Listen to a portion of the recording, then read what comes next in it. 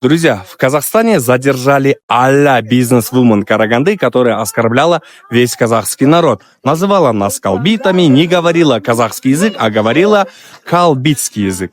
Друзья, задержали, возбудили дело по 174 статье. Она, конечно, рыдает, просит прощения, да, и так далее. Но до этого она как бы вообще не жалела. Она говорила, да, было дело, я говорила, да, были эмоции и так далее. Но, друзья, хорошо, что ее задержали, потому что это должно послужить уроком для других.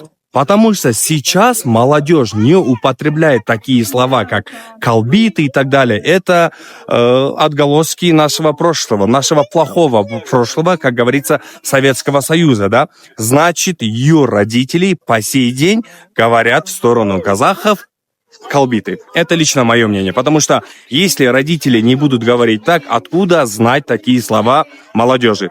Поэтому, друзья, это должно послужить уроком для всех. Нельзя, живя на казахской земле, оскорблять казахов. И вообще нельзя оскорблять никого именно по национальности. Это неправильно, это неправильно. Так что, друзья, я вообще не понимаю логику таких людей, которые живут на казахской земле и оскорбляют казахов. Это очень глупо, я так думаю, это омерзительно. Так что, друзья, привет вам всем из Турции.